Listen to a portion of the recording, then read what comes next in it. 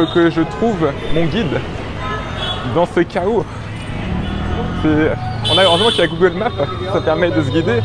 Par contre, il faut faire attention à tout, aux scooters, aux vaches parfois, une vache qui se balade. Là, il y a un cycliste qui m'a frôlé vraiment à 1 cm. C'est vraiment un travail de précision pour se faufiler dans ces rues de Varanasi. J'ai rendez-vous avec mon guide devant l'église de Saint-Thomas. Et oui, car Varanasi c'est un haut lieu de l'hindouisme, c'est même la ville la plus sainte pour les hindous, mais il y a une église, il y a des minorités comme partout en Inde, des minorités chrétiennes, musulmanes, bouddhistes, jaïnistes aussi. D'ailleurs, la religion jaïniste aussi considère Varanasi comme une ville sainte. Alors le défi maintenant, c'est de traverser ce rond-point.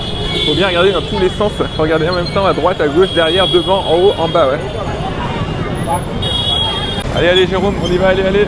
Allez, c'est bon, on a une petite fête de tir. C'est bon, c'est bon.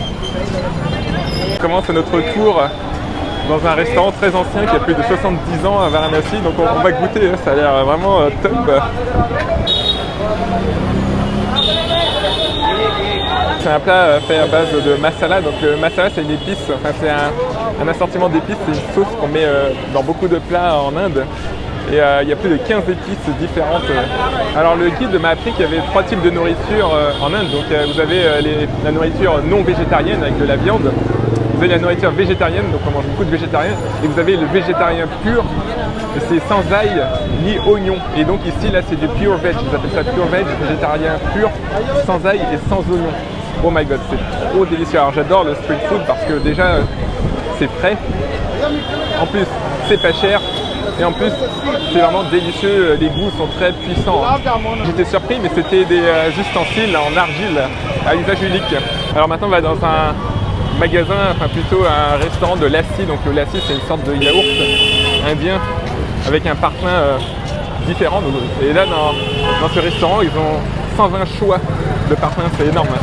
120, je pense pas qu'on va pouvoir tout boire aujourd'hui. Je vais en tester un ou peut-être deux.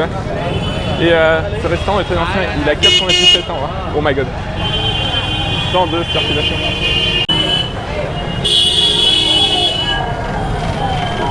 Ici à Varanasi, vous avez plein de petites ruelles comme ça. D'ailleurs, si vous prenez le taxi et que votre hôtel se situe dans une ruelle, eh bien, il ne pourra pas vous conduire jusqu'au pied de votre hôtel, donc il faudra descendre et il faudra bien se munir d'une carte pour eh bien, naviguer dans ces rues et puis trouver votre auberge ou votre hôtel. Welcome to Blue Lassi Shop. Enfin, c'est plus un shop qu'un restaurant. Je sais pas comment traduire en restaurant. C'est une buvette peut-être. Ouais. Alors là, je vous montre un peu le processus.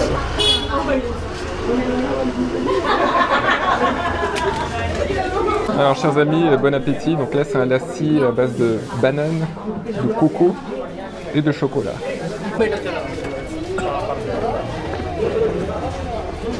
C'est la 3e étape et c'est l'étape samoussa. Je vous avoue que je commence déjà à être plein, à être rassasié, mais il faut continuer, il faut être fort là. Allez, bon appétit.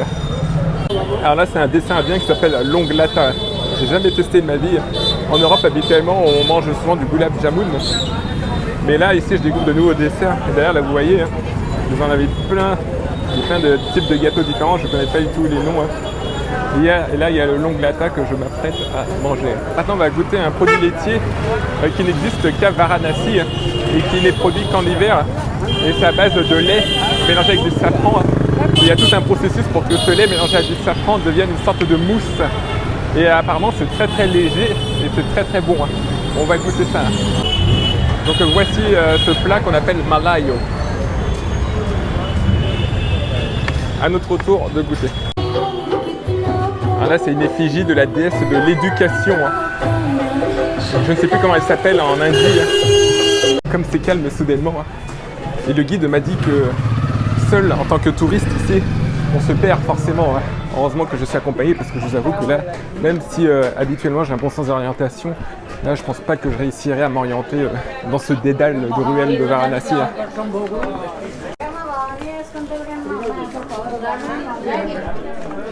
On termine notre balade culinaire sur un petit thé, un thé masala, donc c'est un thé indien avec du masala, du lait, du cardamone aussi. À la vôtre mes amis. Alors je vous avoue que là, c'est pas où je me suis dessus, mes repères sont complètement chamboulés. L'Inde, c'est vraiment unique, c'est vraiment un pays différent de ce que vous allez connaître. Si vous voyez en Asie, au Moyen-Orient, en Amérique du Sud, vous êtes dépaysé, mais en Inde, c'est un dépaysement d'un niveau nettement supérieur. Surtout, c'est une culture qui est très très ancienne. D'ailleurs, Varanasi, on dit que cette ville a 5000 ans. Alors, les archéologues disent qu'elle a 2600 ans, mais en fait, elle a 3000 ans, la ville de Varanasi. Alors, enfin non, elle a 5000 ans parce qu'elle date de 3000 avant Jésus-Christ. C'est vraiment une culture très très ancienne qui est depuis longtemps, ses codes uniques. La religion aussi, la religion hindoue est associée à la culture ancienne. Je vous invite à venir à Varanasi un jour. Voici le Gange sacré, qui est d'ailleurs personnifié par une déesse qu'on appelle la déesse Ganga. Et tous les soirs à 18h, il y a une cérémonie en l'honneur de cette déesse.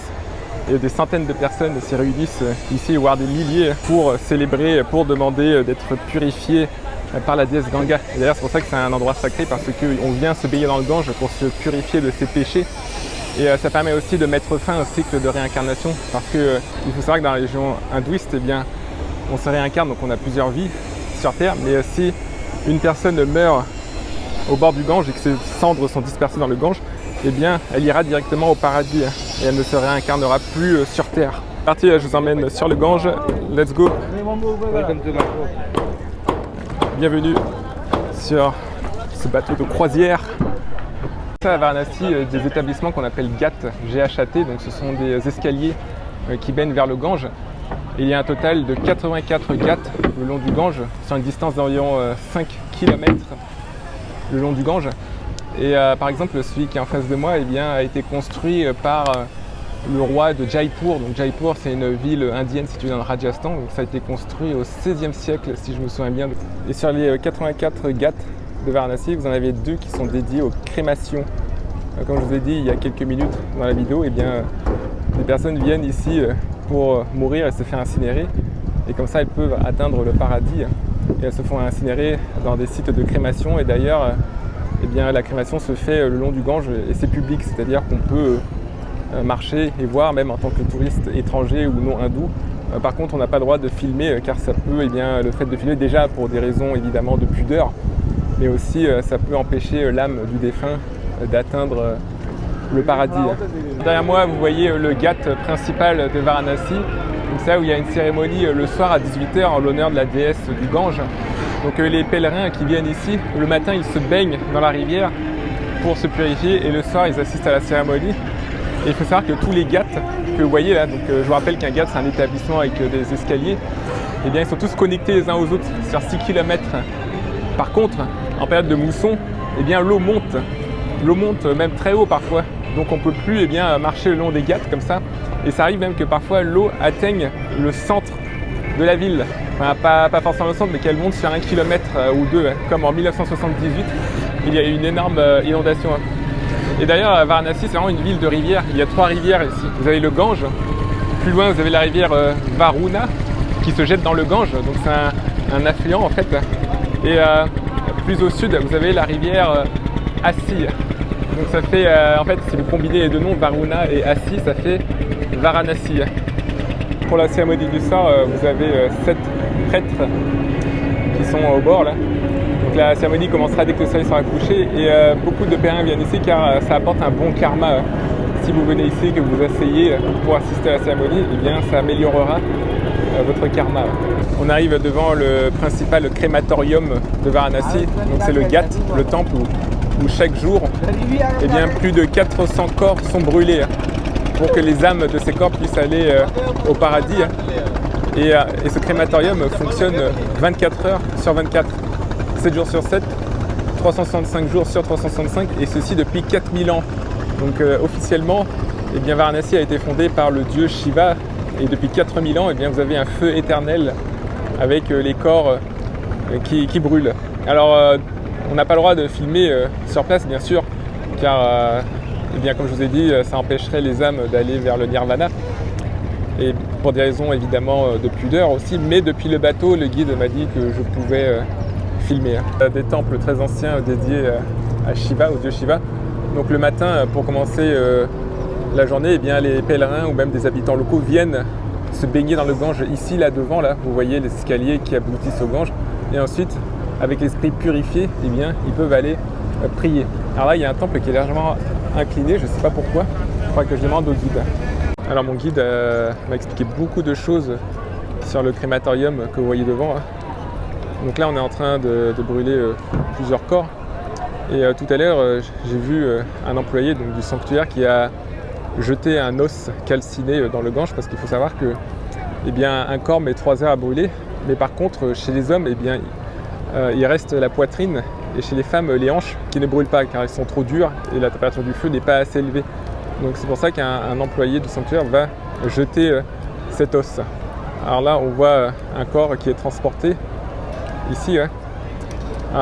Donc vous avez plusieurs niveaux en fonction de la caste. Donc toutes les castes peuvent être incinérées ici. Enfin, tous les membres de caste qui décèdent peuvent être incinérés ici. Pour les castes inférieures, eh bien, ce sera au niveau de la rivière. Les castes moyennes, ce sera au niveau un peu plus haut. Et pour les brahmanes, c'est-à-dire la caste la plus élevée, eh bien, ce sera à l'étage du bâtiment ici. Et pour qu'un corps puisse être bien incinéré et que l'âme puisse aller au paradis, il faut être obligatoirement incinéré grâce au feu de Shiva. Donc il y a un feu sacré, un feu éternel qu'on trouve à l'intérieur de ce temple. Ici, là, je zoome dessus. Et il faut utiliser ce feu uniquement pour pratiquer l'incinération. Alors il y a toute une procédure pour incinérer un corps. Déjà, quand la personne décède, eh bien, il faut que le corps soit lavé, il faut qu'il soit enduit d'une substance qu'on appelle le ghee. Ensuite, il faut qu'il soit habillé. Ensuite, il est transporté sur un brancard en bambou à travers la ville jusqu'ici. Ensuite, le corps est déshabillé et il est incinéré. Il y a une procédure aussi avec la famille. Donc, par exemple, si c'est un père qui meurt, un père de famille qui décède, eh bien, c'est le fils aîné qui doit allumer le feu, enfin qui doit allumer le bûcher. Et donc le fils aîné, il doit se raser les cheveux, la barbe, et il doit se baigner avant d'allumer le feu. Donc il doit se baigner dans le Gange. Et là, à droite, vous avez le magasin de bois. Donc avant de pratiquer l'incinération, eh bien, il faut venir ici pour acheter le bois. Chaque feu correspond à un corps qui brûle. Donc là, le guide en a compté 17. Donc, comme je vous ai dit, chaque jour, eh bien, il y a 400 corps qui sont incinérés.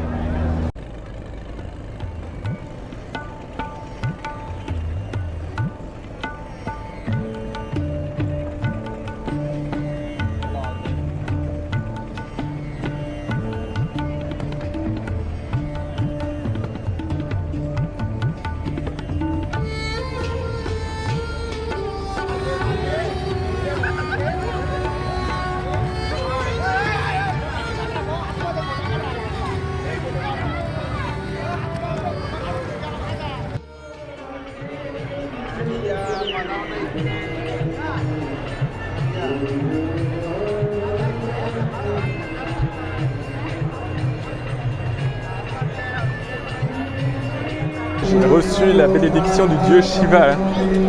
Est-ce que vous savez ce que ça représente? On dirait un trident, là, comme le trident de Poséidon. Je sais qu'il y a un lien proche entre la mythologie grecque et la mythologie hindoue, parce que ça fait partie du même ensemble indo-européen. Alors c'est un vrai défi. Oula, il faut trouver les petites fenêtres de tir entre les motos, les rickshaws, les bicyclettes aussi, parfois des vaches. Bon là il n'y a pas de vaches, les tuk-tuk aussi. Alors c'est parti, let's go. Ça va, la circulation a un peu baissé, donc c'est quand même plus facile. Bon, avec le temps en Inde, on acquiert une certaine dextérité pour traverser. Ici c'est la rue piétonne de la ville. Habituellement c'est très bondé, mais là vu que c'est le soir, c'est déjà 22h, la rue se vide. Alors il faut savoir que toutes les 20 secondes, quelqu'un vous accoste pour X raisons.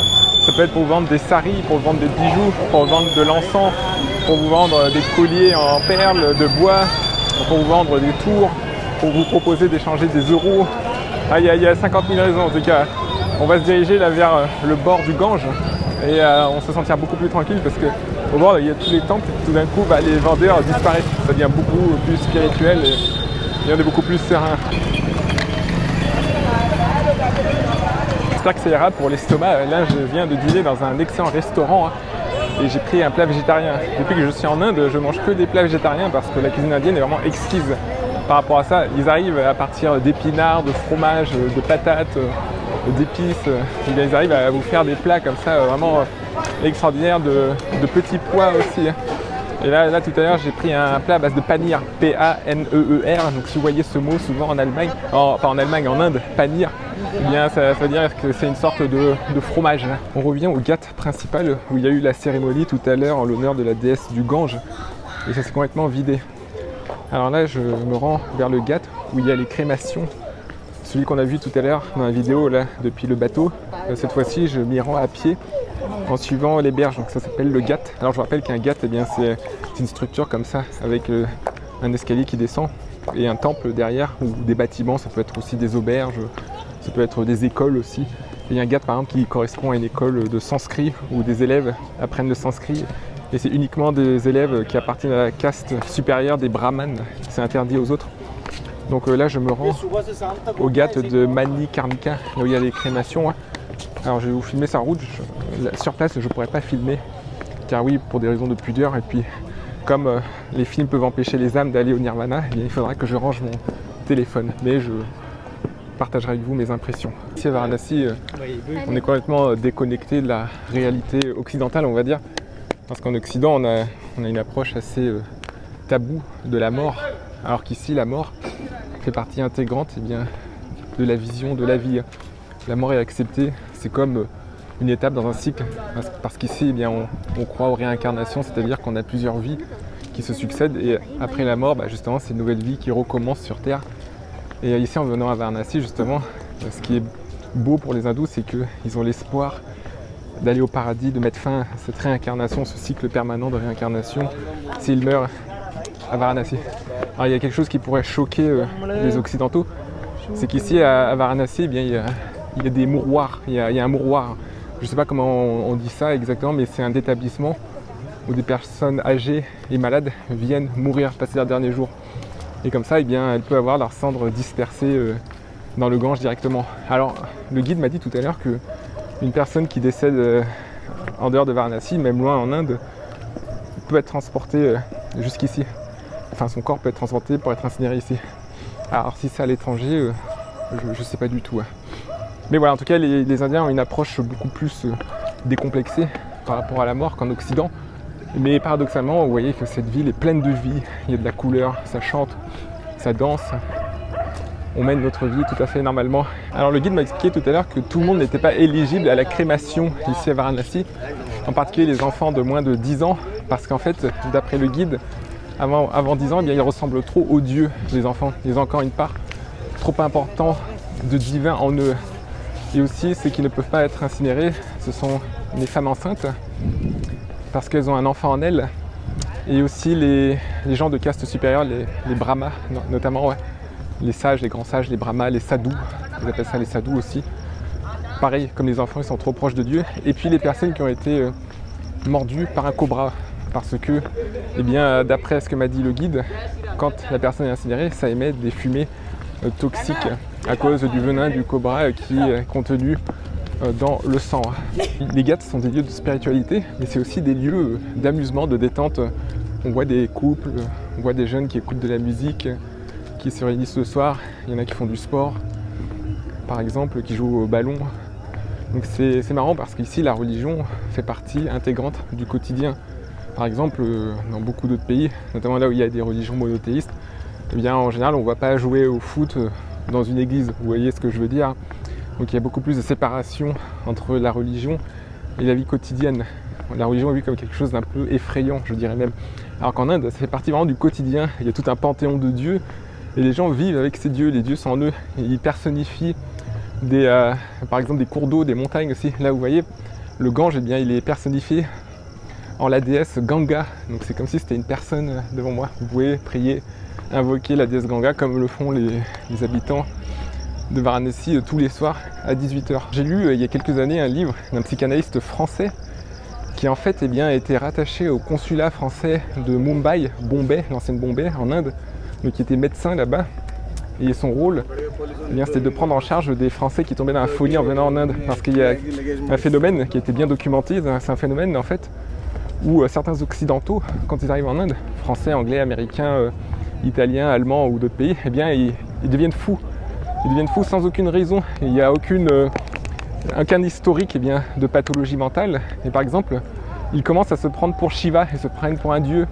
ce sont des jeunes occidentaux comme ça qui commencent à se dépersonnifier. En fait, il y a une sorte de dissociation d'identité. Ils commencent à perdre la conscience d'eux-mêmes. Donc ils pensent qu'ils sont un dieu, ils pensent qu'ils sont Shiva, ou sinon ils pensent qu'ils font un avec l'univers. Ils sont plus existants en quantité propre, et certains commencent à errer comme ça dans l'Inde. Par exemple, on a retrouvé, d'après ces psychanalystes, des gens errer sur des plages, dans des villes complètement ailleurs. Et ce psychanalyste a expliqué que c'est ce qu'on appelle ce phénomène, c'est un phénomène océanique. En fait, c'est une sensation océanique, c'est-à-dire qu'en Inde, eh bien, on a l'impression de se retrouver comme ça, absorbé par l'inconscient collectif indien. On n'est plus soi-même, on fait partie du peuple, on fait partie de la spiritualité, on fait partie du panthéon des dieux. C'est difficile à expliquer, il faudrait lire ce livre, mais on n'existe plus, enfin on fait partie d'un groupe, d'un tout. C'est ce qu'il appelle une sensation océanique. Bien heureusement, c'est possible de revenir à la raison, donc ce psychanalyste, ce qu'il faisait, donc, qui était à l'époque médecin rattaché au consulat de France de Bombay, eh bien simplement il les ramenait en France, et dès qu'il quittait l'Inde et qu'il revenait en France, eh bien il retrouvait leurs esprits. Ça pouvait toucher des femmes, des hommes, des gens de tous les âges, des gens de toutes les conditions sociales, donc attention à vous, si vous allez en Inde, ça peut vous arriver. C'est aussi expliqué par le fait que les codes sont tellement différents, l'approche sur la vie et la mort sont aussi radicalement différentes de ce qu'on voit en France, donc forcément eh bien, ça crée des tremblements de l'esprit, et plus aussi le climat différent, le bruit, la nourriture, la cuisine qui est complètement nouvelle. Enfin, en tout cas, aller en Inde, c'est une expérience qui vous transforme. Et c'est pas la même expérience que d'aller en Asie du Sud-Est, ou d'aller au Japon, d'aller en Amérique du Sud, ou d'aller en Afrique. Je suis jamais allé en Afrique, donc je ne peux pas vous dire, mais en tout cas, si vous allez en Inde, attendez-vous eh bien, à avoir quelques chamboulements dans l'esprit, sauf évidemment si peut-être vous restez dans les hôtels 5 étoiles, dans les grandes villes, peut-être que là, vous ne verrez pas trop de différence, et encore je ne suis pas sûr, mais si vous allez dans les faubourgs des villes, vous rencontrez des Indiens, vous êtes dans les endroits populaires, eh bien là, peut-être que cette sensation océanique pourrait vous affecter. Est-ce que moi elle m'a affecté? Je sais pas, donc pour l'instant ça a l'air d'aller. Ça y est, là je m'approche du Ghat où il y a les crémations, donc on peut rentrer en tant que touriste, mais il va falloir que je coupe la caméra. C'est une expérience vraiment bouleversante, j'ai pas pu rester longtemps dans le Ghat de Manikarnika. Là vous voyez, à chaque bûcher derrière, eh bien, ça correspond à un corps qui brûle. Et j'ai vu là sous les branches, j'ai vu un corps carbonisé. Et vous marchez littéralement sur des cendres humaines et vous respirez de la fumée de corps. Je ne sais pas comment décrire ça. Et vous avez comme ça des dizaines, des centaines de personnes, les gens sont assez nombreux, qui restent autour, qui discutent tranquillement de la pluie et du beau temps, hein, mais qui discutent aussi, qui font probablement des prières pour les défunts. Donc j'adresse toutes mes prières à tous ces défunts et j'espère qu'ils atteindront effectivement le nirvana qu'ils attendent. Une autre chose qui est bouleversante, c'est que le système des castes est bel et bien présent. Vous avez 4 castes, donc les brahmas c'est la caste supérieure, vous avez les guerriers, les kshatriyas je crois, vous avez les vaishyas, donc ce sont les castes intermédiaires, et puis vous avez les intouchables qui correspondent à la caste vraiment la plus basse. Et là-bas, les personnes qui travaillent et qui ramassent les cendres, qui défont les corps, eh bien ce sont des intouchables. Ils ont l'air si misérables. Mais ça fait partie de la société, de la hiérarchie de la société en Inde. C'est comme ça depuis des millénaires. Il semble que c'est admis et accepté. Et en tout cas, l'Inde existe depuis plusieurs milliers d'années en tant que nation. Donc peut-être que le fait que ce soit structuré comme ça, eh bien, ça permet de maintenir la solidité de la nation indienne, même si malgré tout, ça paraît choquant. Après, il faut noter que le système des castes, je ne suis pas sûr qu'il soit aussi fort dans les grandes villes comme Delhi, comme Mumbai et comme Calcutta. Je ne sais pas comment c'est là-bas, mais en tout cas Varanasi, il est bel et bien là. Il y a des agents en Kalash par ici, je ne sais pas ce qu'ils disent, ils sont en train de siffler quelque chose. Au final, j'ai quitté l'endroit parce que le Ghat où j'étais, c'est un autre Ghat, c'est pas celui où il y a les crémations, mais un autre, celui qui était voisin. Il y avait des militaires ou des paramilitaires un peu énervés avec des Kalash, ils criaient, ils sifflaient des trucs. Et par un moment, ils venaient vers moi, donc je pense qu'en fait, ils étaient en train d'évacuer la zone. Donc je suis parti tranquillement. On va marcher dans l'autre sens, on va suivre le Gange dans l'autre sens et méditer. La température est vraiment idéale là. On est en février et il fait peut-être 16-17 degrés. 13-14 en minimal, là il fait 16-17. Et l'après-midi il fait 22-23, c'est vraiment nickel. Parce que si vous revenez en mai ou en juin, ici à Varanasi, on m'a dit que les températures c'était 30 le matin et 40 l'après-midi, avec une forte humidité. Donc Venez en février, c'est mieux. Ou peut-être en novembre, décembre, janvier, c'est bien aussi. En juillet-août, il fait un peu moins chaud que l'été. Enfin, quand on dit été, c'est mai-juin, il fait 40. En juillet-août, il fait 33. Et c'est très humide, c'est la mousson. Et en plus, quand c'est la mousson, l'eau monte. Donc tout est inondé en fait. Là où je marche, cette plateforme, c'est inondé. Ça remonte très haut, mais parfois ça va jusqu'à la ville comme ça. Donc il vaut mieux éviter la période de mousson. La période de mousson, c'est juillet-août. Et peut-être septembre aussi. Alors il y a qu'en Inde où ça peut arriver. Derrière moi, à ma gauche, on danse joyeusement. Et derrière moi, à ma droite, je ne sais pas si on le voit d'ici, mais il y a un feu de crémation. Les amis, là je viens de quitter les bords du Gange et on va rentrer à l'hôtel assez tard, on va y dormir et on va prendre des petits raccourcis comme ça, des petites rues. Je vous ai dit que Varanasi c'est un vrai labyrinthe. Bien dans ce labyrinthe, il y a une atmosphère toute particulière. Le soir, quand les rues se vident comme ça, on dirait qu'on est dans une autre dimension. C'est une Inde, mais dans une dimension parallèle. C'est pas l'Inde qu'on connaît.